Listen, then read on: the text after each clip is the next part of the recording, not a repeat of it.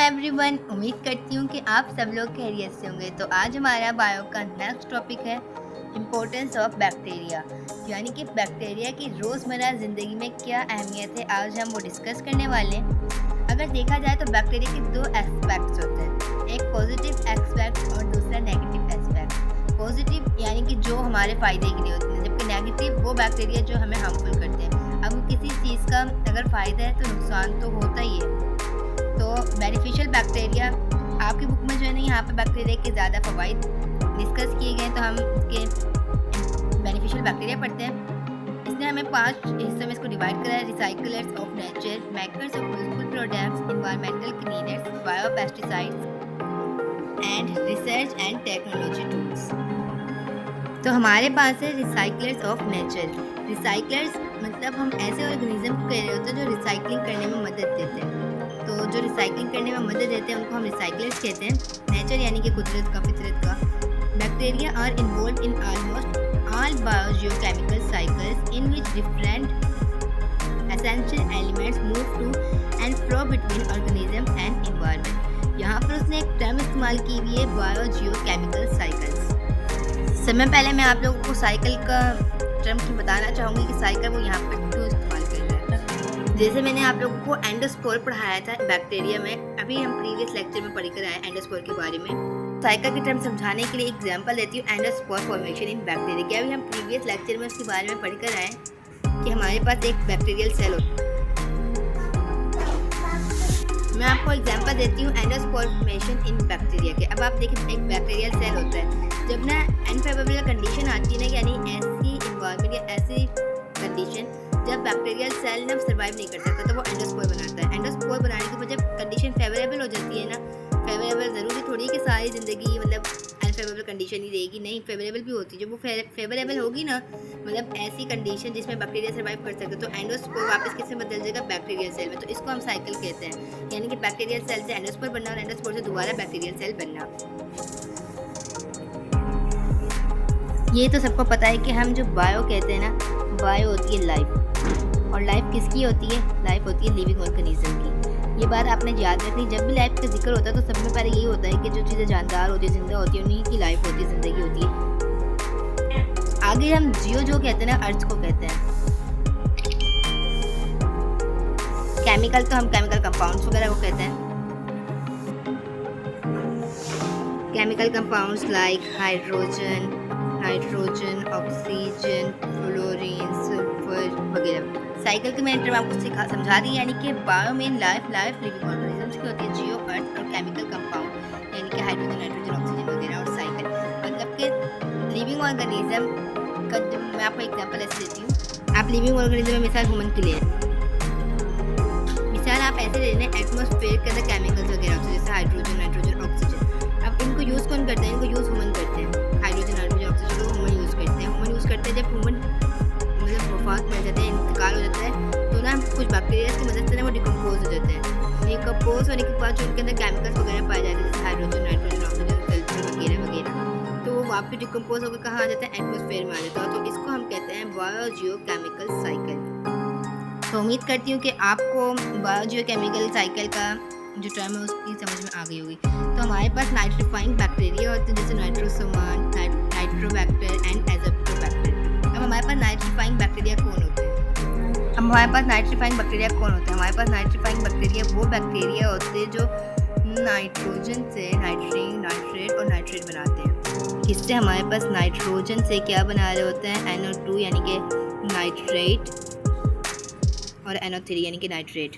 क्योंकि वो इस वजह से, क्योंकि जो बैक्टीरिया होते हैं ना, वो नाइट्रोजन को इस फॉर्म में इस्तेमाल नहीं कर सकते, तो इस वजह से कुछ प्लांट्स होते हैं ना, वो इस फॉर्म में नाइट्रोजन को इस्तेमाल नहीं करते, तो इसलिए वो इस फॉर्म को इसमें और इसमें कन्वर्ट कर देते हैं। तो हम इसको नाइट्रीफाइंग बैक्टीरिया कहते हैं, यानी वो बैक्टीरिया जो नाइट्रोजन से नाइट्राइट और नाइट्रेट बनाने में प्लांट्स को मदद करे, उसको हम नाइट्रीफाइंग बैक्टीरिया कहते हैं। उम्मीद करती हूँ समझ में आ गया होगा।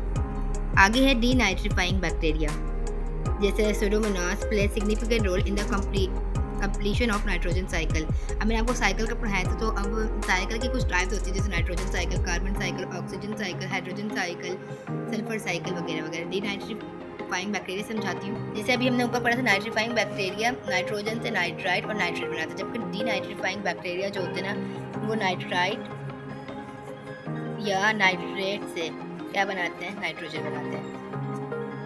अब कुछ बैक्टीरिया हमारे पास डिकम्पोजेड बैक्टीरिया होता है, decompose dead organic matter and play key role in carbon hydrogen oxygen cycle. अब डिकम्पोजेड हमारे पास कौन होते हैं, मतलब मरने की मिसाल के तौर पर आप देखिए, इंसान जब मरता है ना, तो उसके अंदर से ना केमिकल कंपाउंड्स खारिज होते हैं, जैसे ऑक्सीजन, नाइट्रोजन वगैरह वगैरह। तो वो काम कौन करता है, बैक्टीरिया करता है। आगे है the activities of photosynthetic bacteria H cyanobacteria play role in the increase of free oxygen in earth atmosphere. अब हमारे पास जो साइनोबैक्टीरिया होता है वो हमें मदद करता है फ्री ऑक्सीजन में, ताकि मतलब फ्री ऑक्सीजन हासिल करने में, जो हमारे अर्थ के एटमॉस्फेयर में जाती है। फोटोसिंथेटिक बैक्टीरिया समझाते हैं। फोटोसिंथेटिक बैक्टीरिया हमारे पास वो बैक्टीरिया होते हैं जो कार्बन डाइऑक्साइड प्लस वाटर का रिएक्शन करवाकर हमारे पास क्या बनवाते हैं, ग्लूकोज, और हमारे पास ऑक्सीजन बनवाते हैं। अब देखें, मैं आपको यहाँ पर ना इक्वेशन बैलेंस करना भी सिखा देती हूँ। ये कार्बन डाइऑक्साइड है, कार्बन का 1 है, ऑक्सीजन 2 है, और यहाँ पर हाइड्रोजन 2 है और ऑक्सीजन 1 है। अब आप यहाँ पर देखें, यहाँ तो कार्बन 6 है, तो ये बैलेंस देंगे। तो जब आप यहाँ पर 6 करेंगे तो 6 कार्बन कंप्लीट। अब आप हाइड्रोजन की बात करें तो यहाँ तो 12 और यहाँ 2 है, तो यहाँ पर भी आप 6 लगा देंगे। अब ये जो मैंने 6 लगाया ना, ये सिर्फ एच का नहीं है, ओ का भी। यहाँ पर जो लगाया वो भी ओ का है। अब 6 दूनी 12 तो कंप्लीट ओ 6, मतलब 6 दूनी 12 होते हैं। यहाँ पर 6 आ गए, 6 बचे, 6 इसके बचे और 6 इसके बचे। तो यहाँ पर 6 मैंने ओ के साथ लगाया था कि 6 दूनी 12, यानी कि ऑक्सीजन के टोटल हमारे पास 18 मॉलिक्यूल्स थे, जिनमें से 6 यहाँ पर आ गए और 12 यहाँ हो गए। 12 + 6 12 + 6 हमारे पास 18 होते हैं, यानी कि 12 + 6 हमारे पास 18 होते हैं। तो आगे हमारे पास है मेकर्स ऑफ यूजफुल प्रोडक्ट्स, यानी कि किसी चीज़ का बनाना, मुफीद प्रोडक्ट्स का बनाना में हमारे पास बैक्टीरिया का क्या रोल है। होता है कुछ बैक्टीरिया होते हैं जैसे लैक्टोबैसिलस, वो हमारे पास यीस्ट और मॉल्ट्स की कॉम्बिनेशन बनाते हैं। हैव बीन यूज्ड, जो ना हमारे पास फर्मेंटेटेड फूड बनाने में, यानी कि जो फूड फर्मेंटेशन के जरिए बनाया जाए। अब फर्मेंटेशन हमारे पास 2 तरह की होती है, एक अल्कोहल फर्मेंटेशन और एक लैक्टिक एसिड फर्मेंटेशन। तो उस प्रोसेस की वजह से जो फूड बन जाता है उसको हम फर्मेंटेड फूड कहते हैं, जैसे cheese, yogurts, pickles, soya sauce, vinegar, wine and yogurt. आगे है in pharmaceutical and agrochemical industry, bacteria are most important in the production of important chemicals.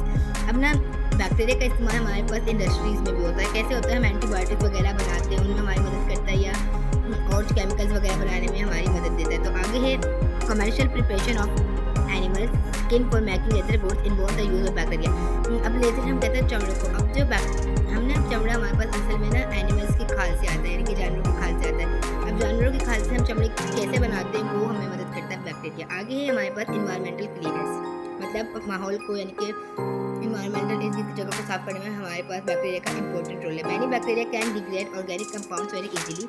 Such bacteria have been used for the removal or degradation of pollutants, bioremediation from environment. अब bioremediation हमारे पास क्या होता है, bio का meaning तो सबको पता है, लाइफ। और हमारे पास लाइफ किसकी होती है, हमारे पास लाइफ लिविंग ऑर्गेनिजम्स की होती है।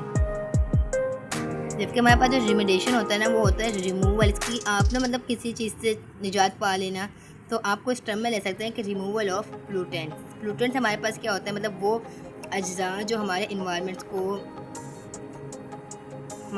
डिस्ट्रॉय कर रहे हो, डैमेज कर रहे हो। तो यानी कि लिविंग ऑर्गेनिज्म की मदद से जो हम रिमूवल करते हैं पोल्यूटेंट्स का, यानी कि गंदगी का, उसको हम बायोरिमेडिएशन कहते हैं। किसके ज़रिए होता है, कि बैक्टीरिया के ज़रिए होता है। बैक्टीरिया हमें मदद करते हैं स्वेज वाटर में, मतलब टॉक्सिक मटेरियल जो होते हैं उनके अंदर से जो हमारे लिए नुकसानदेह केमिकल्स होते हैं ना, उनको रिमूव करने में, ताकि उनको हार्मलेस बना देते हैं। Bacteria can digest the hydrocarbon present petroleum, petroleum को साफ करने में, मतलब पेट्रोलियम से या स्वेज से या इंडस्ट्रीज़ में से जो भी टॉक्सिक मटेरियल हमें नुकसान पहुंचाते हैं उनको हार्मलेस कर देते हैं। These bacteria are use to clean up oil spills. अब ऑयल स्पिल्स क्या होते हैं, आप लोगों को पता होगा कि जैसे ईरान, सऊदी अरब वगैरह के पास ना ये ऐसे ममालिक हैं जो तेल की दौलत से माला माल है। अब ना इनके पास इतना तेल होता है कि ये खुद की कंट्री में भी इस्तेमाल करते हैं और इसकी तिजारत भी करते हैं। अब तिजारत कहाँ करते हैं? तिजारत जो होती है ना, ये हमारे पास समंदर के ज़रिए तेल पहुँचाते हैं। कभी-कभी अगर ऑयल स्पिल यानी कि लीक हो जाते हैं ना ऑयल के कंटेनर वगैरह, तो वो पानी समंदर में फैलने लग जाता है तेल। अब तेल जो होते हैं ना वो अनसैचुरेटेड होते हैं, यानी कि उनमें से ना ऑक्सीजन पास होती है, वो गैसेज़ को तो पास करने नहीं देते और अंधेरा छा जाता है, यानी कि उसके नीचे जो भी आबी मखलूक होगी जैसे मछलियाँ वगैरह या और कोई जानदार प्लांट्स वगैरह, तो वो सारे ना डिस्ट्रॉय एंड डेड होना शुरू हो जाएंगे। तो उस वाली प्रोसेस को रोकने के लिए मिसाल के तौर पर आप ये समझें कि ये हमारे पास एक समंदर है, ये पानी समझ लें, यहाँ पर हमारे पास ऑयल का कंटेनर लीक हो गया और हमारे पास ना ऑयल इतना फैल चुका है। अब ये आगे और ना फैले इसको रोकने के लिए हम बैक्टीरिया को ऑयल के अंदर डाल देंगे। अब ये बैक्टीरिया क्या करेंगे, अब इस ऑयल को ना ब्रेक कर देंगे और आहिस्ता आहिस्ता करके ऑयल स्क्वीज कर देंगे, यानी कि ऑयल को यहाँ से ख़त्म कर देंगे, रिमूव कर देंगे। मैंने अभी आपको बताया कि ये रेमिडेशन होते हैं और इंडस्ट्रियल टॉक्सिक्स को रिमूव कर देते हैं। तो आगे है बायो पेस्टिसाइड्स। अब हमारे पास ये जो बायो होता है इसका मतलब होता है लाइफ। लाइफ किसकी होती है? लिविंग ऑर्गेनिजम्स की होती है। अब पेस्टिसाइड्स हमारे पास जो होते हैं, आप समझ लें हमारे पास ये जो क्रॉप घास फसलें वगैरह होती हैं वो साइड्स CIDES जहाँ भी आ जाए ना आपने समझ जाना है किलर, मतलब कि लिविंग ऑर्गेनिज्म की फसलों को जो किल करता है ना उसको बायो पेस्टिसाइड्स कहते हैं। Bacteria are use in the place of pesticides in biological pest controls, यानी कि अब हम ना अपने हमारी जो फसलें होती है ना हम उनके ऊपर ना केमिकल छिड़कते हैं ताकि ना टिड्डी वगैरह जो होती हैं या कोई और चीज़ें नुकसान ना पहुंचा सके, लेकिन उसके जो असरात होंगे वो हमारे खाने में भी आ जाएंगे, जिसकी वजह से हमारी जो लिविंग ऑर्गेनिज्म होंगे उन्हें नुकसान पहुंचेगा। तो हम उनके ऊपर ऐसी बायो पेस्टिसाइड्स करते हैं जो हमारे फूड को सेव करने में मदद देती है। तो इसमें हमारे पास कॉमनली जो बैक्टीरिया इस्तेमाल होता है वो होता है बैसिलस थोरिजिनिस। ये हमारे पास ग्राम पॉजिटिव होता है और सोइल डेवलिंग बैक्टीरियम होता है, यानी कि ये सोइल के अंदर ही रहता है। अब ये जो बायो पेस्टिसाइड्स होते हैं ना ये हमारे पास इन्वायरमेंटली फ्रेंड होता है, यानी कि ना ये ना प्लूटेंट्स पैदा नहीं करते, प्लूटेंट्स को ख़त्म करते हैं। आगे है research and technology tools. Bacteria हमारे पास रिसर्च एंड टेक्नोलॉजी टूल्स में भी इस्तेमाल होता है। अब हम यहाँ पे इससे इस्तेमाल क्यों करते हैं? क्योंकि बैक्टीरिया इतने छोटे होते हैं ना कि ये छोटी सी जगहों पर भी रिप्रोडक्ट्स कर सकते हैं। तो ये हमें किस चीज़ में मदद करते हैं? ये हमें मदद करते हैं कि हम जीन्स और एंजाइम्स के फंक्शंस को कैसे डिटरमाइन करेंगे, हमें बैक्टीरिया मदद देते हैं। अब हम जो है ना जीन्स और एंजाइम की स्टडी कैसे करें, उनमें भी हमारे पास तो बहुत सारे ऑर्गेनिजम्स होते हैं, तो उनमें हम स्टडी कैसे करें वो हमें बैक्टीरिया मदद देते हैं। अब कुछ साइंटिस्ट होते हैं वो ना ह्यूमन जीन्स को ना बैक्टीरिया के अंदर इंसर्ट करते हैं, यानी कि बैक्टीरिया के अंदर ह्यूमन जीन्स को ट्रांसफर करते हैं। क्या प्रोड्यूस कराने के लिए? थेराप्यूटिक प्रोटीन्स, यानी कि हमारे पास इंसुलिन, ग्रोथ हार्मोन्स और एंटीबॉडीज़ को प्रोटीन्स को यानी कि प्रोड्यूस कराने के लिए बैक्टीरिया के अंदर ह्यूमन जीन्स को करते हैं। तो यही था हमारे रिसर्च एंड टेक्नोलॉजी टूल्स। तो उम्मीद करती हूँ कि आप लोगों को आज का टॉपिक समझ में आ गया होगा। अगर कोई चीज़ बाकी रह जाए तो आप लोग मुझे कमेंट्स कर सकते हैं। तो इंशाल्लाह फिर मिलेंगे नेक्स्ट टॉपिक के साथ। ओके, अल्लाह हाफिज़।